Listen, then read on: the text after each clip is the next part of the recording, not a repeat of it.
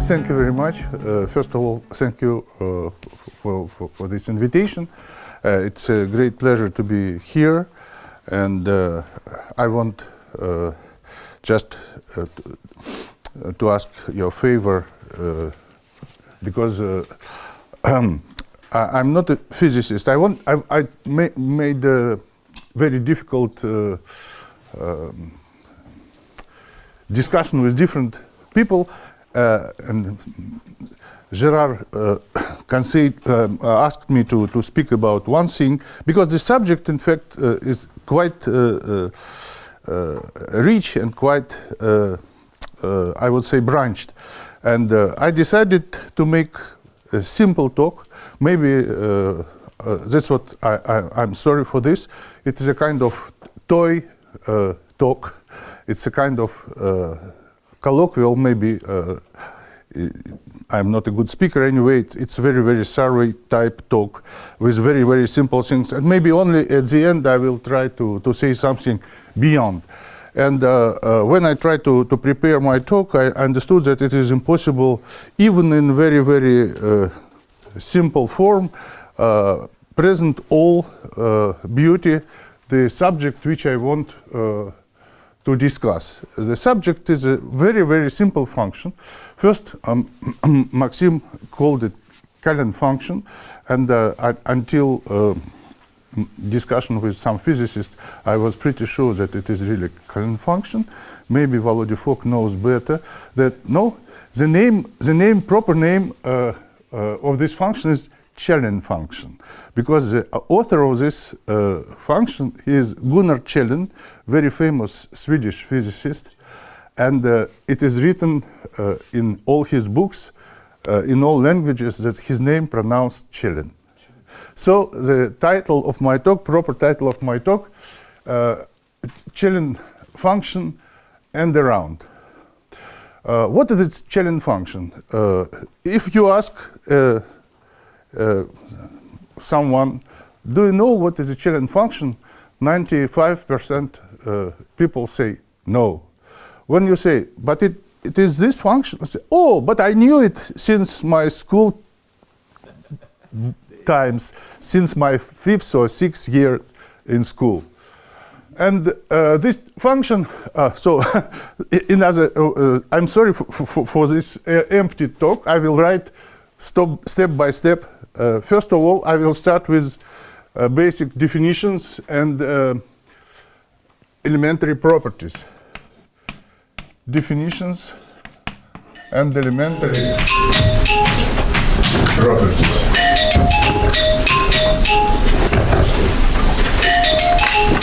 So, what this function is? This function is just sorry.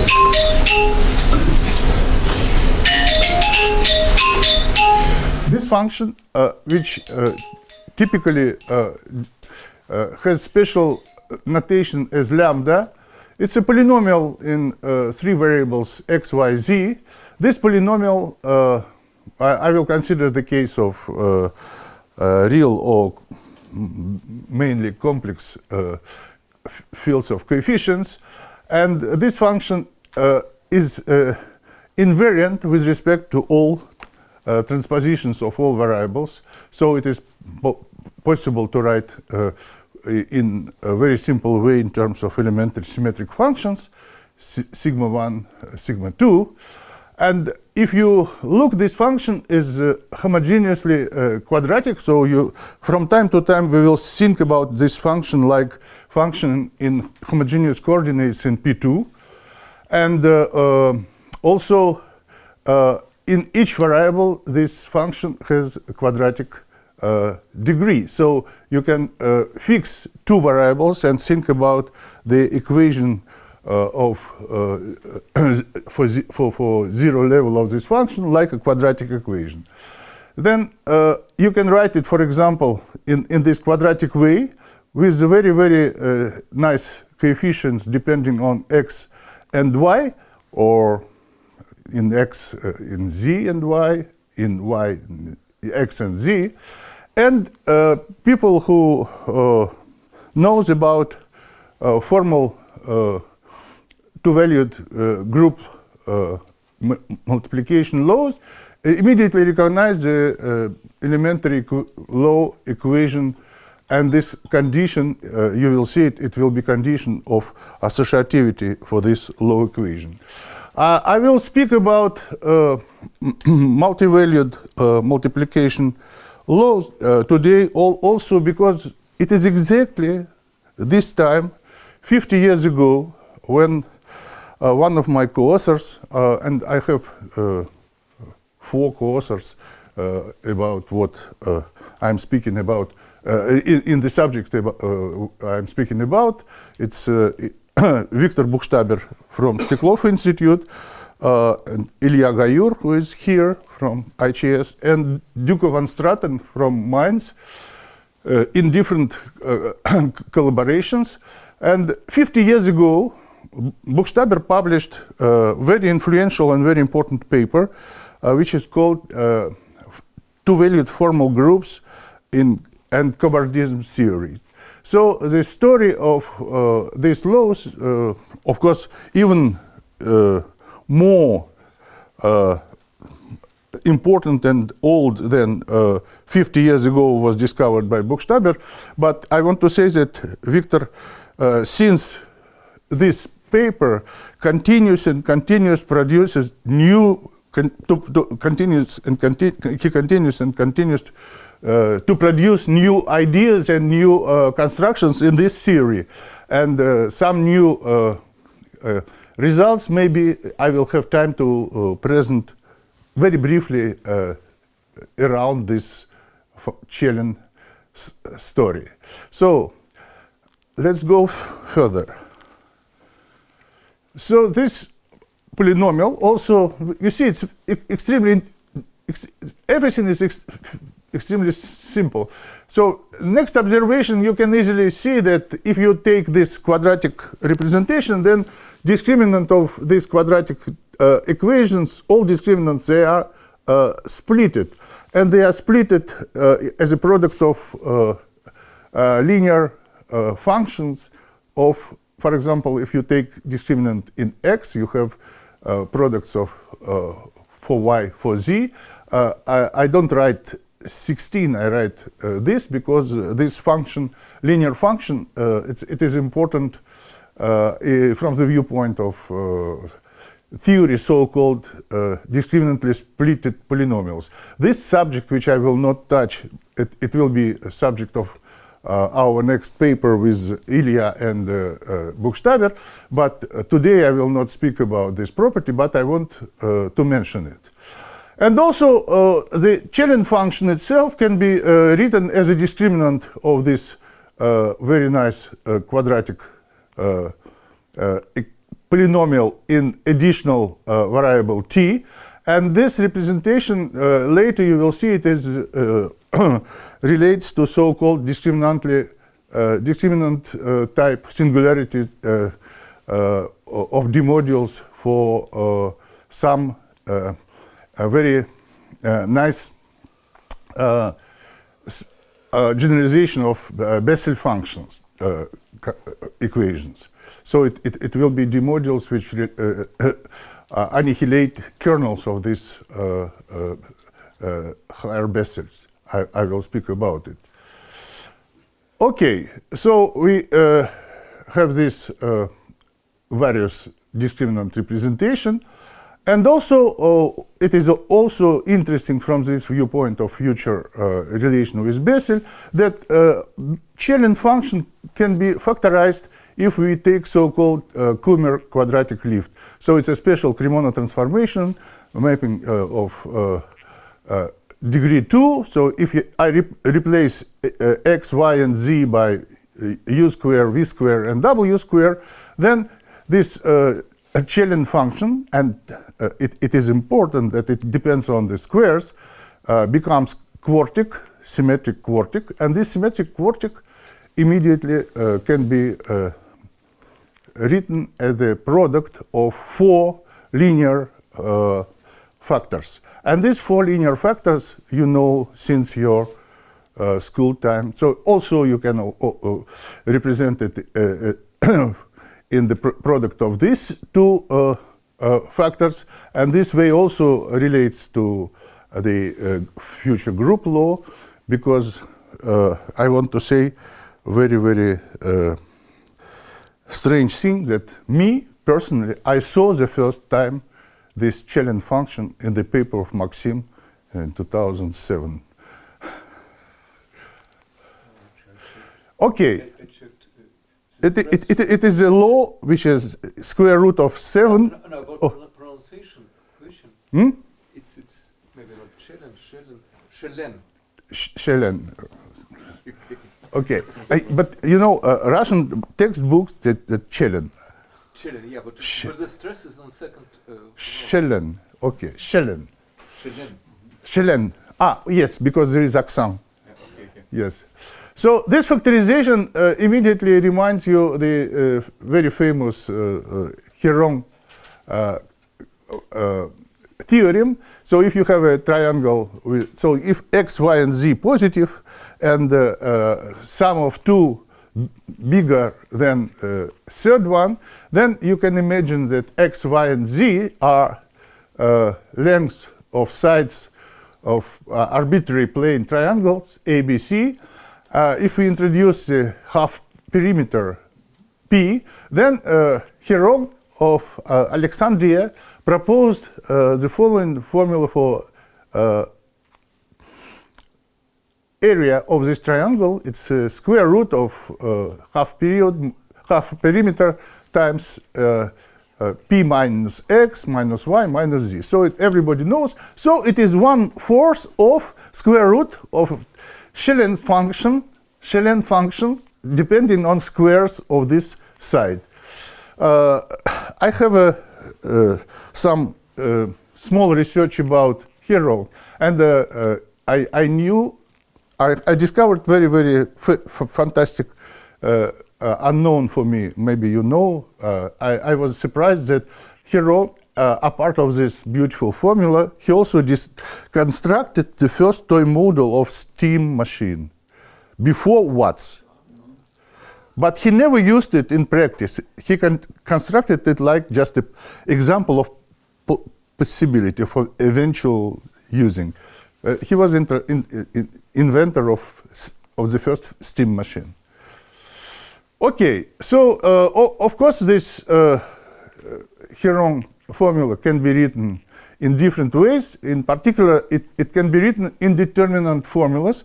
I just introduce another parameters A, B, C, which are half of these factors in the decomposition of Källén function for Héron triangle.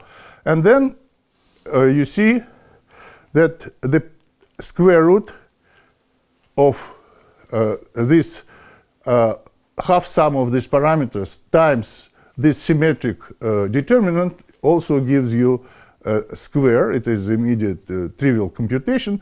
In terms of Källén function, the representation Källén function in this determinant way relates to so-called Källén-Menger determinant, which used to, I just for completeness, remind you that it is a determinant which you can use to compute the volume of Euclidean n simplex in real and dimensional space, with simplex with n plus 1 vertices, v1, vn plus 1. And then you can construct this matrix, and this matrix, in particular for n equal to 2, gives you this determinant representation for Källén function.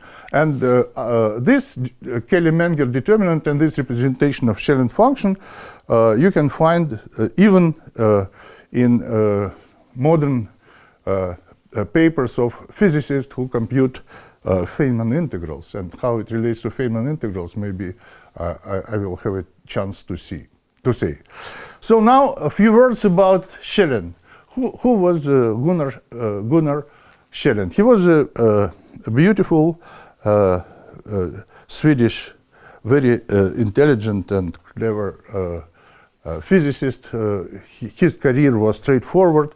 He graduated from Lund University, and his main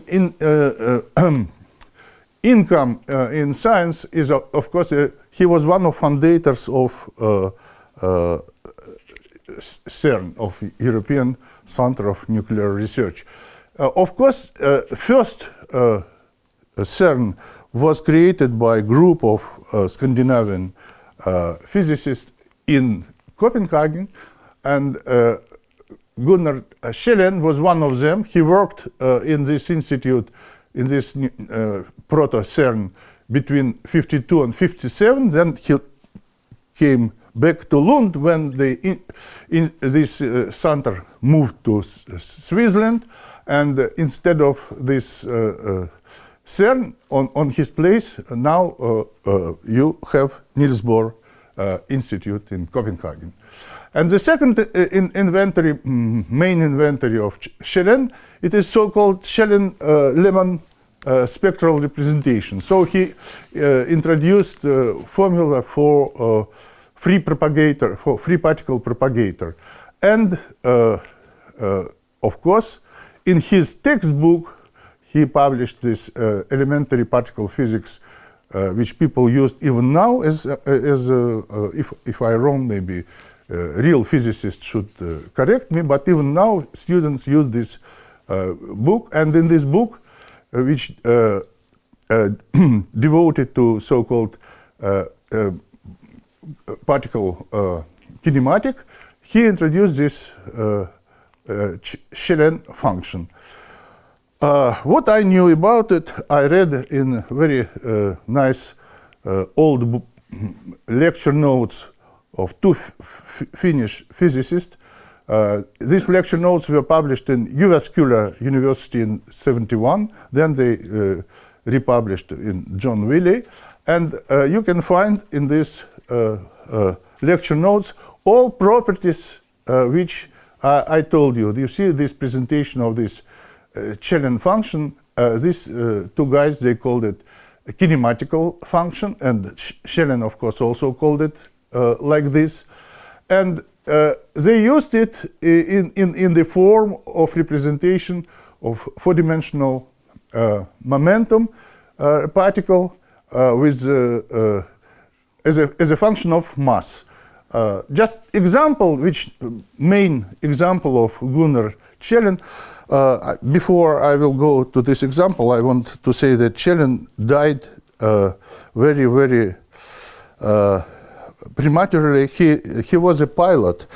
He wanted always to be a pilot, and he studied when he became a very famous physicist. He bought personal small plane, and he made a flight between Malmö and Copenhagen. People who were there, they know that between Malmö and Copenhagen, the distance probably like between Bure and Paris, maybe even less. And the plane crashed. All people survived except him. His family was there.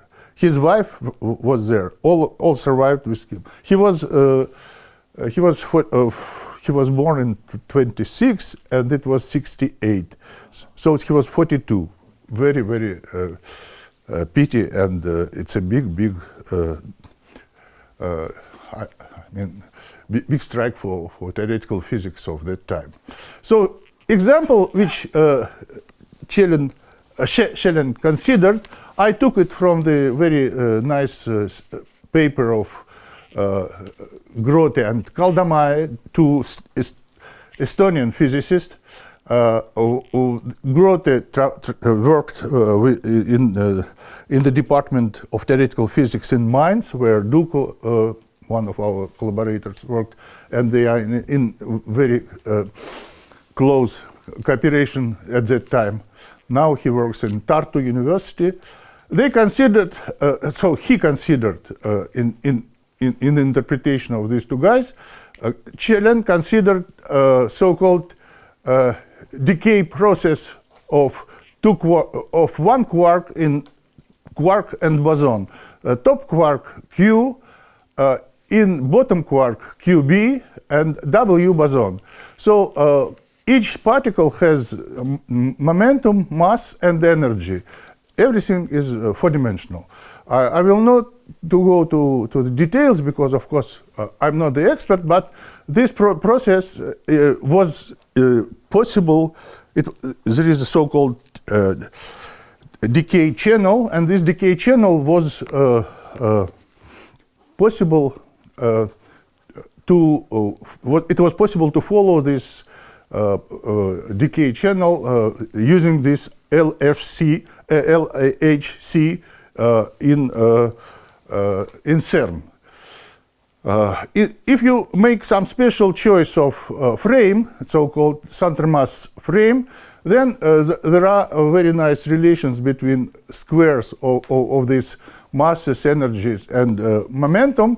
And then Källén used these properties of on-shell conditions and expressed the energy of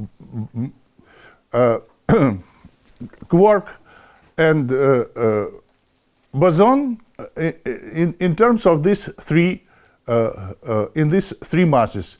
This is mass of top quark, mass of bottom quark, and mass of boson in square.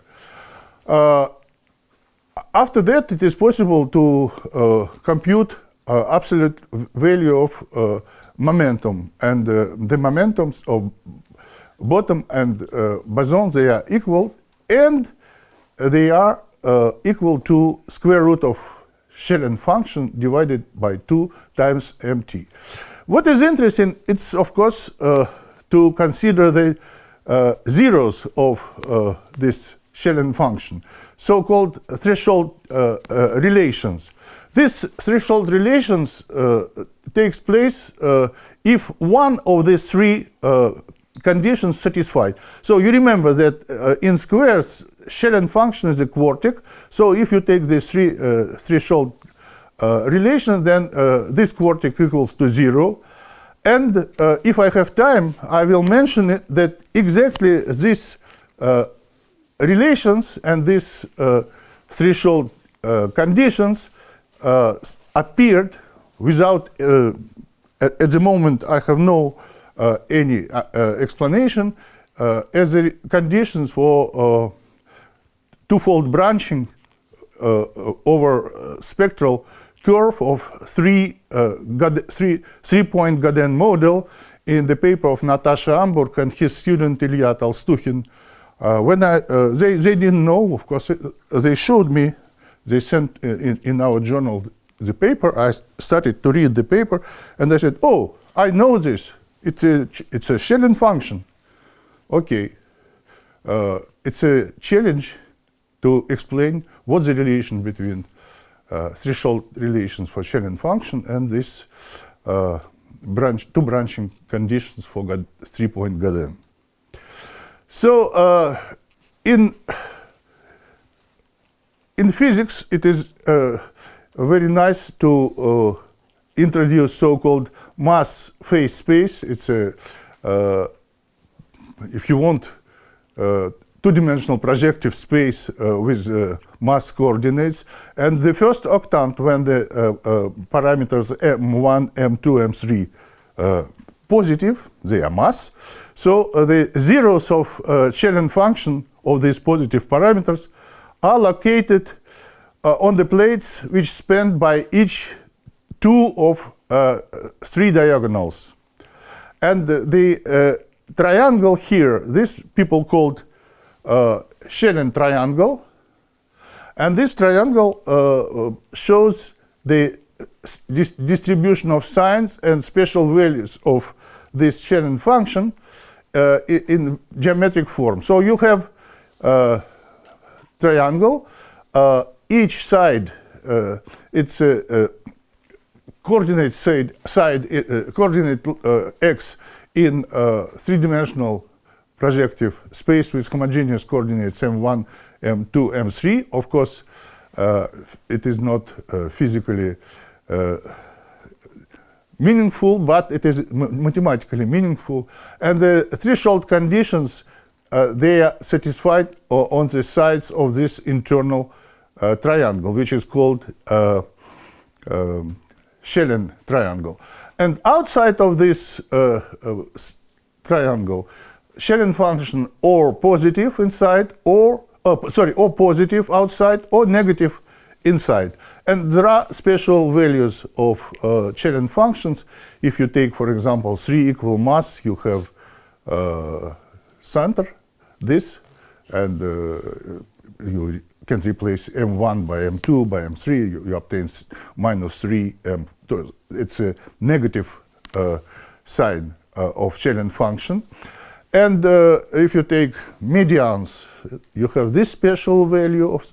If you have sides, you have this special value. I wrote only one, but there are, of course, 3 of them. If you take 2 of mass equal to 0, then you have just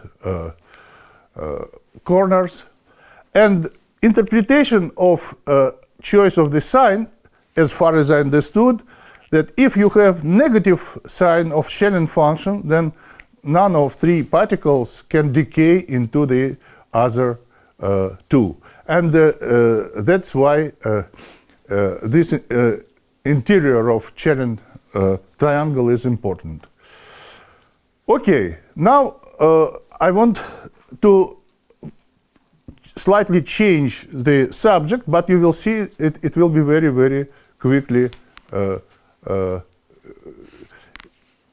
motivated by what I told you in physics. So what is a formal two-valued group in the paper of Buchstaber 50 years ago? So it's a one-dimensional commutative two-valued formal group over some commutative ring R, defines if you have the series, formal series f of xy, which satisfy to this equation in the space of formal series is quadratic equation of f minus some series theta 1 times f plus theta 2. And this definition needs the following axiomatic. If you take y equal to 0, then we have two-valued series satisfying the equation only on x, like this. If you take, instead of one variable, you substitute this formal series, you have the following relation. And this following relation, it's a kind of associativity condition. You have some substitution or series or polynomials, if in algebraic case, like it is often happens. This commutativity means that the function f should be invariant with respect to flip of variables. And the simplest example of such construction is the following commutative formal group over ring R given by function fxy. Function fy satisfied to this condition, and our example, our favorite example, if you make some classification problem, solve some classification problem which Buchstaber made, you obtain that this example immediately reduces to the following equation. Function f has in second term coefficient 2 times x plus 1, and free term is a quadratic form with some parameter lambda. This is so-called elementary two-valued formal law. It is not still a group, because if you impose associativity condition, then Buchstaber verified that there are only 2 choice of lambda which satisfy to this condition, which is written here in terms of previous function theta 2. And if you take this condition for the case of our choice theta 1, theta 2, then there are only two choices for parameter lambda, plus and minus.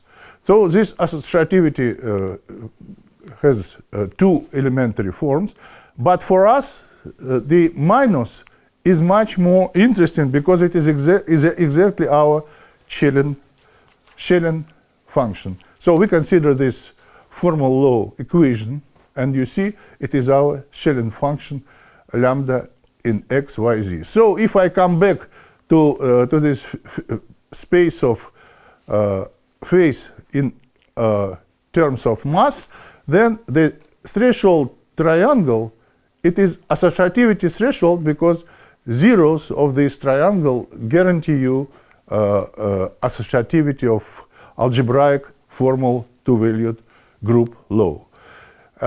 That's why we are done. Now we can remember that there are these threshold conditions, which one of them enough, take one of them to have zero. And what is the corresponding two-valued group? Let's see what the corresponding two-valued group. Just briefly, I want to remind you how to construct the two-valued group from this equation. So what is the two-valued multiplication law? It's a correspondence which maps two elements of some set X in symmetric square of this set, and this operation has kind of natural element or unit element E. It has some kind of inverse to each X of our set, which I denote x2 minus 1, and the main condition that it should satisfy some associativity condition for x, y, and z for any three elements of my set X. So this is associativity axiom in usual way. Then what is the neutral element? Neutral element means that if you have this product from left and from right, then you obtain two set element, each parts of each coordinates of these two set element, they are the same, x. So this means that E is a neutral element. And then existence of inverse element means that for each x, two set tuple always contains. So if you have from right or from left multiplication by x2 minus 1, then the corresponding pair always contains element E, neutral. So it is a so-called strong inverse and strong unit. Main example, which is toy example, as x we consider the quotient of C with the usual addition, and second order automorphism, which is just multiplication by plus minus 1. So we consider this quotient. And then the product x, y gives you tuple z1, z2, which are squares of square root of x plus square root of y, square root of x minus square root of y. This example is, of course, in the theory of two-valued groups, was developed by Buchstaber and his co-authors. It is an example of so-called cassette construction. But in fact, cassette construction was discovered by Maxim. He didn't write it, but it was cassette construction. In this example of algebra corresponding to abelian scheme, and this exactly the same cassette construction, which was not named by its co-author. So you can define. So as unity, you can take 0, starting with the operation on initial C, and then as a inverse, you take each element itself. Then the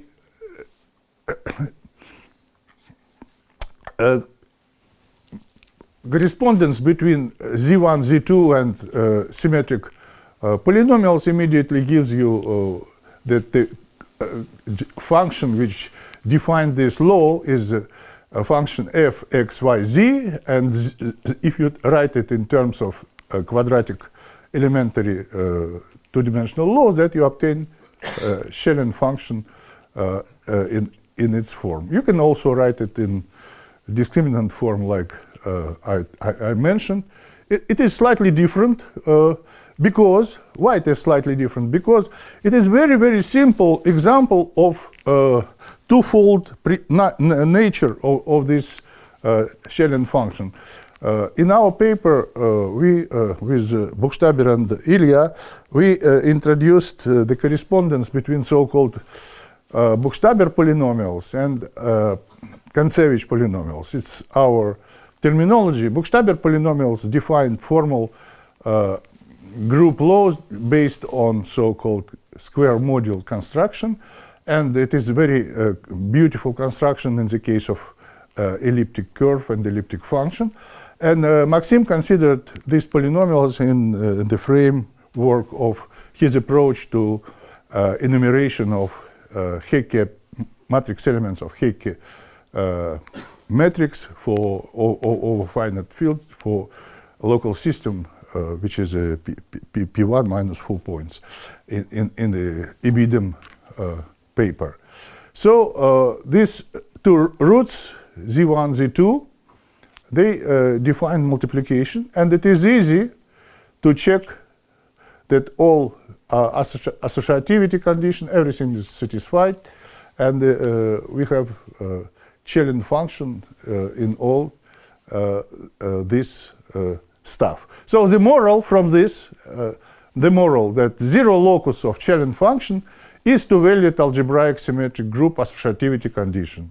And this toy model, which Maxim introduced in 2007, this is a model of so-called cassette construction in the case of abelian group GA, this group scheme, and the addition law, it's a law that square root of x plus square root of y equal to square root of z, which is written here as a set of points in Cartesian product of A1.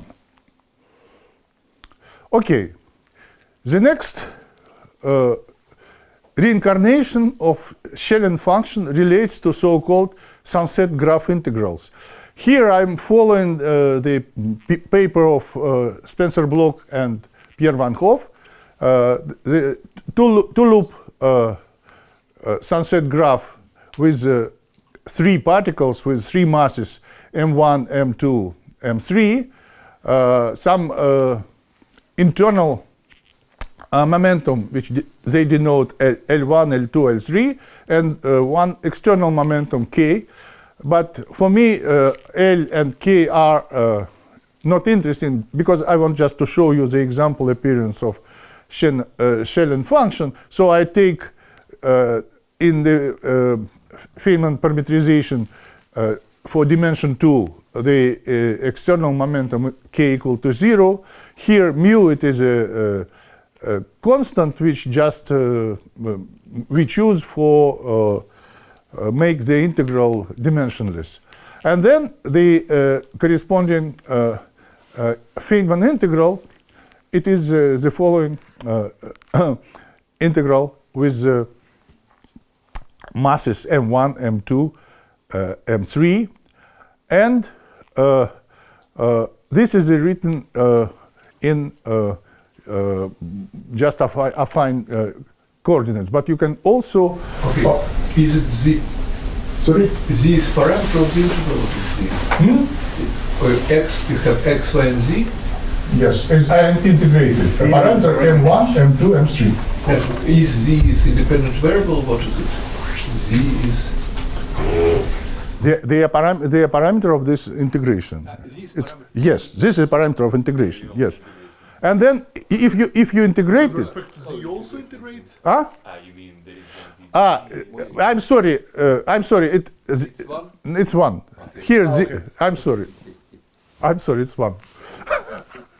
Yes. So if you integrate by one of these one of these variables x and y, then this integral can be written like this integral. And this integral, in fact, depends on the ratio of square mass. And it is the following. It is elementary operation, elementary integration, and elementary integral. So you have this one. And what Spencer and Pierre propose, they propose to represent the denominator of this integral like the product of t plus z bar. And this is very, very clever because this parametrization, you see, the products of 1 minus z bar, it's a relation of the square mass. And product z bar, it's a relation of m3 square, m1 square. And it is important because when they compute this z and z bar, then again Källén function appears. And when z is real, z equal to z bar, the Källén function definitely should be equal to 0. If Källén function is not 0, then the relation between this integral times square root of Källén function is 4 times I m1 square d of z, where d is a famous Bloch-Wigner dilogarithm function. So remind you that it is imaginary part of classical dilogarithm up to some logarithmic correction. Classical. Is it kind of this integral? It's some kind of Fermat integral to integrate one of products of three linear forms. Yes. Yeah. Yes. Okay, so Yes. really So you see, if you have this relation, then relation of Källén function equal to 0, it is exactly gives you this z real, and of course the dilogarithm equal to 0. It is possible to show that there is an involution which dz and dz bar differs by sign. So it's a very nice reincarnation of Källén function in this context. Now main dish. Main dish is two Bessel kernels, Catalan, Horn. Unfortunately, sorry, my mea culpa, Gerard. I have no time to speak about Korn because it's. But I will say a few words, and also how Källén function, as always, appears in this. So classical Bessel function of order 0. Everybody knows this. Analytic solution of classical Bessel equation with parameter nu equal to 0, we can make change of variables, and from this function g0 go to modified Bessel function of the first type with the index 0. This is just changing to go into imaginary coordinates and square root times 2. Then this simple change gives you extremely simple power series representation, which is of course degenerating hypergeometric function 0 f1 1x, and this function g2 upper 2 I will call 2 Bessel. Of course, it is not exactly classical Bessel. It is a solution of so-called P1 quantum equation in the mirror symmetry approach of Giventhal, Dubrovin, and other people. And sometimes people call it two-Klosterman equation in their analogy with trigonometric sums in number theory. I will not touch this, at least today. So this function is also, I want to stress that it is a eigenfunction with eigenvalue 1 of so-called Buchstaber-Kolodov first invariant shift operator in their description of generalized shift operators in the framework of two-valued formal groups. This is a separate subject, and I will stop to discuss it. But generalized shift operators are a very nice subject which was initiated by Delsart in 30s and developed by Boris Moiseyevich Levitan in Moscow in 50s. The classical shift operator, everybody knows it, acts on the function of x and shifted by y. And if the crucial property of shift operator is that the exponent lambda x, it's an eigenfunction of shift. If you put this function in the shift operator in the classical, then you obtain the same function, and eigenvalue here interprets as a function, the same function in the point y. So this is a product of two eigenfunctions. And it is a baby example of so-called master equation, which some people like so much. Delsart and Levitan proposed generalization of this property. Instead of classical shift, they introduced so-called generalized shift operator. And instead of exponent, they proposed Bessel function, Legendre, Jacobian, many other special functions satisfied to this product property. So Delsart, in the case of Bessel, proposed the following shift operator. You take function f, and this function, of course, initiated, this shift operator initiated by harmonic analysis. And this is a special subject. Maybe I will have a chance to speak about it separately. I want only to say that it is strongly based on the elementary Heron formula, because if you want to develop this shift operators theory, in the case, for example, spherical functions corresponding to so-called Gelfand pairs on orthogonal group invariant functions on R to n, then you obtain product formulas for Bessel functions. So it is a result. When you go to measures, you should use Heron formula. So can I ask, in the previous slide, for this formula for Bessel shift operator, in the denominator you have both gamma and 1/2 and root pi. They're equal, right? Mm-hmm. Square root of pi and gamma 1 of, yes. That's the same. That's the same. So you have no. It is just this I kept because I want to show the link to. I want to show the link to more general formula for spherical functions. Okay. Then you will see that I will not follow this. Okay. You see, from here I go here. In fact, probably. Mm-hmm. Yes. So if you change the variables here and introduce third variable z, then the formula of this product gives you standard Sonnen-Gegenbauer formula, and this formally appearance of Källén function as a kernel function in denominator also very nice. So sometimes probably I need to write minus here. Let it be up to minus. So this example also you can go to from usual Bessel to our modified 2 Bessel, which is a solution of quantum P1. And this example is a typical example of Kontsevich-Odesky multiplication kernels.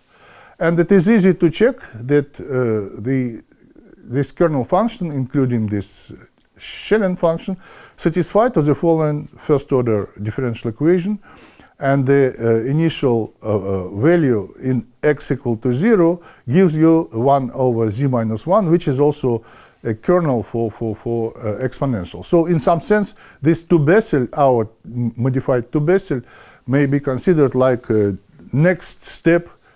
It's a series representation also dictates that it is a representation which is next for after exponential. Okay, so we have this 2 Bessel, as I told you, degenerated hypergeometry. Then we can compute the kernel in terms of power series of 2 variables.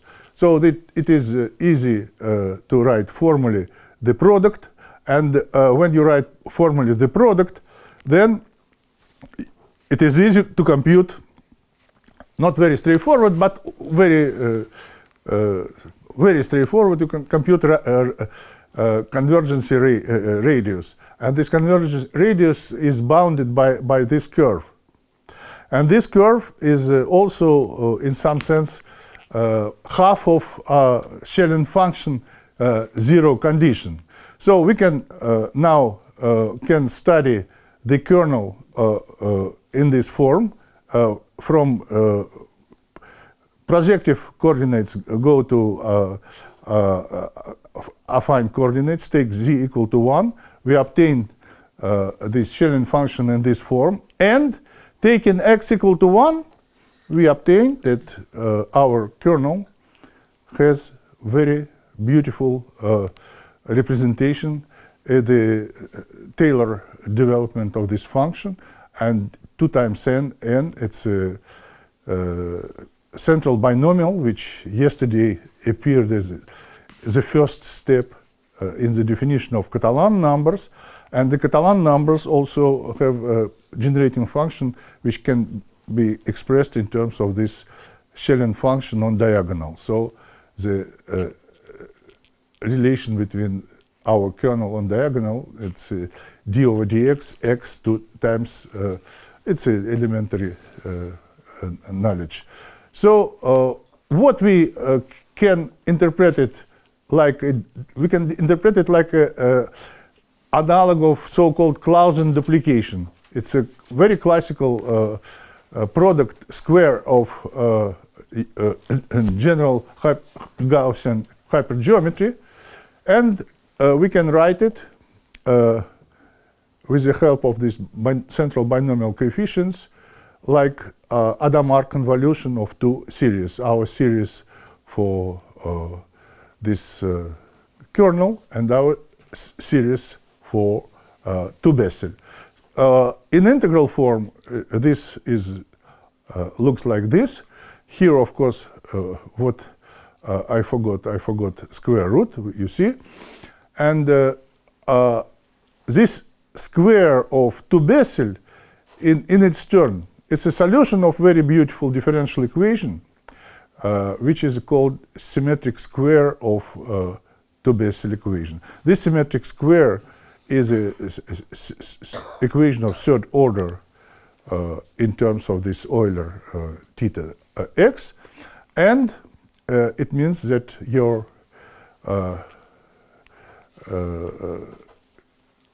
kernel, this which you remember satisfies 1st order differential equation. In some sense, it has a motivic or sense of some period.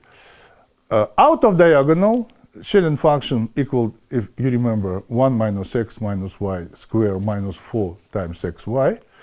And it is a discriminant, as I told you, this polynomial t square. It's one of the form of this polynomial.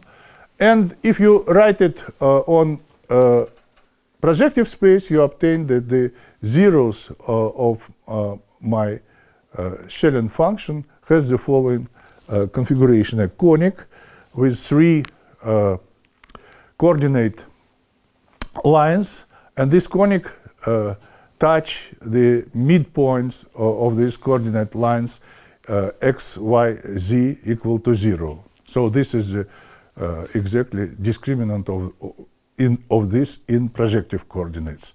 So let's remind that it is another polynomial, slightly different from this, but they give the same locus of 0.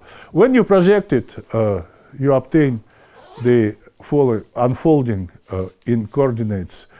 You remember this Kummer lift for u square, v square, and w square. So here is uv plane and 4 planes, 4 lines intersection gives you the 0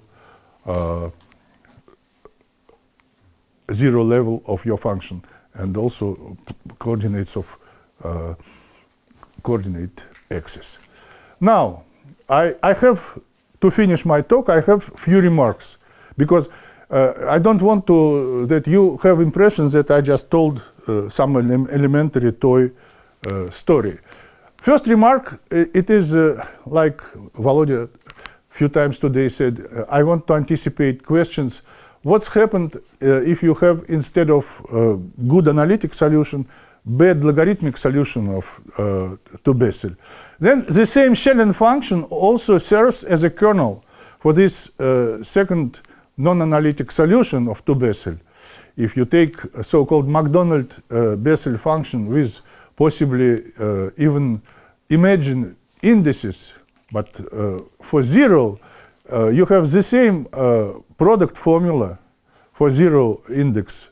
You have the same product formula with only change. You have, instead of usual quotients, you have hyperbolic quotients. That's why sometimes this Bessel is called hyperbolic Bessel sometimes. And to have a good function, you need the constraint on the argument of this square root.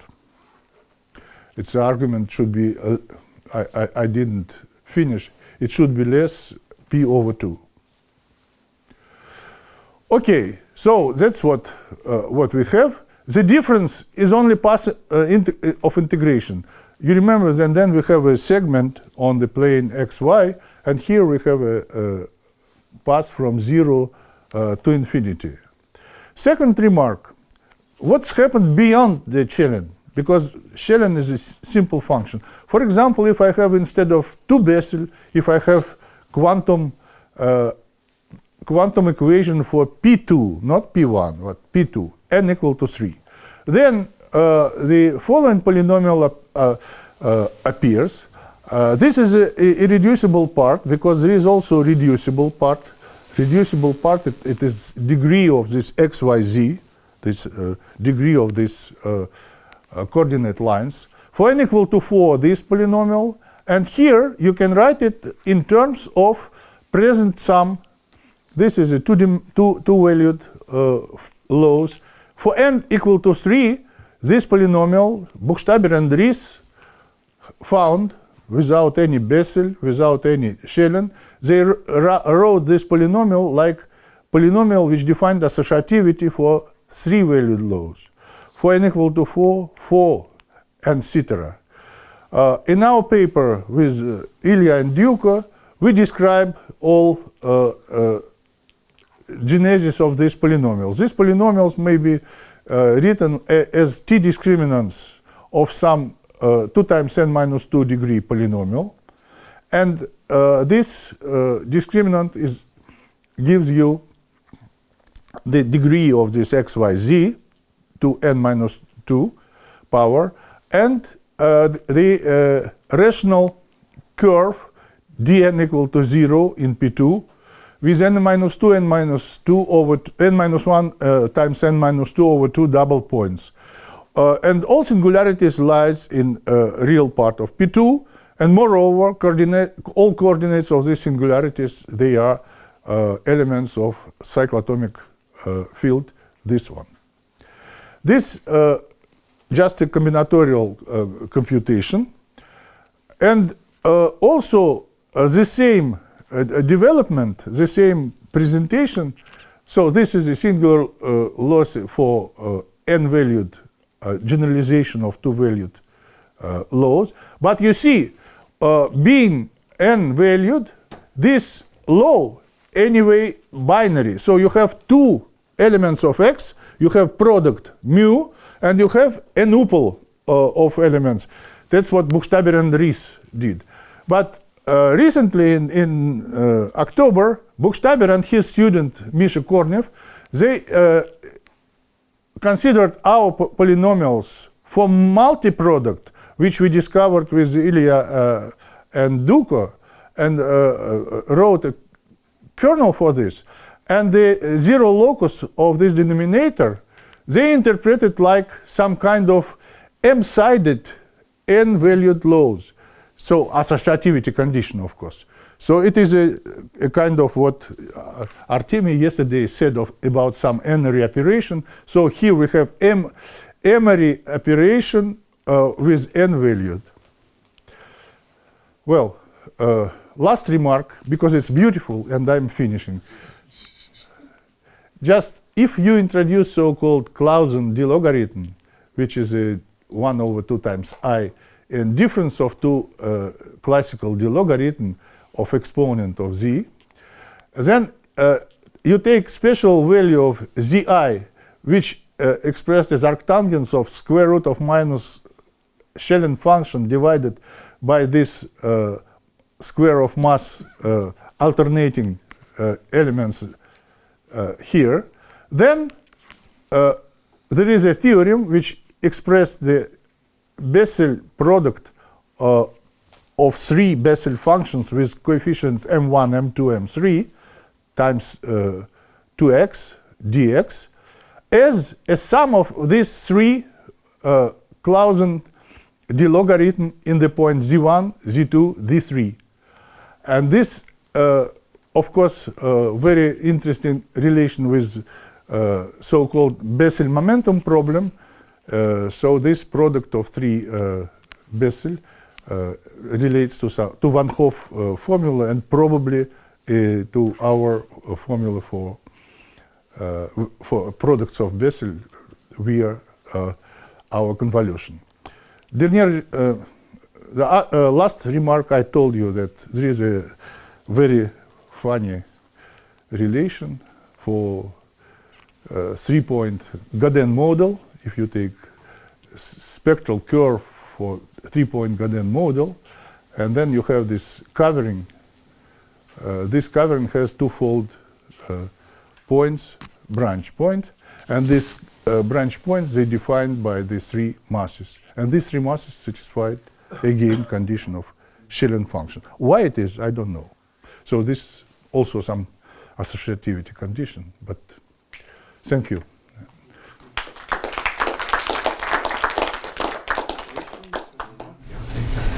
I can comment about kinematics. So you told that, but probably not everybody in the audience understood it. So, well, actually I saw this function, well, about 50 years ago in the fourth volume of Landau course, in the chapter devoted to relativistic kinematics. So the meaning is the following. Suppose you have a particle of mass m1, and it decays in two particles with masses m2 and m3. Then in the center of mass or in the rest mass Onshell condition also. The particle of mass m decays in two particles. Then each of them just go away, and in the center of mass one can ask what is the free momentum of these particles, and it's given exactly by this function. Though Landau doesn't call it Källén function, but that's all. Well, I have discovered recently that so-called theoretical physicists, which are in fact mathematicians, young theoretical physicists, they don't know decay process at all. They are unable to... They're not physicists then. Our former colleagues. Okay.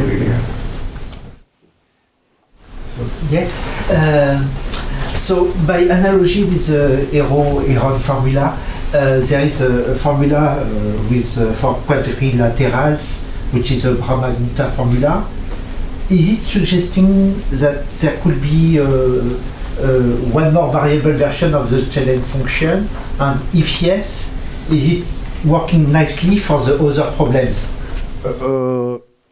Yes, probably there is a determinant formula with analog of Källén function with extra one variables, and it is also can be expressed in terms of Kelly-Menger type of, or Brahmagupta type formula.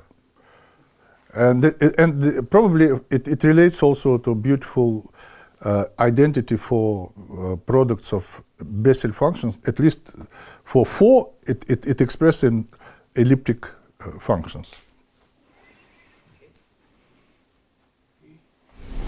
No more questions, and thanks for having me.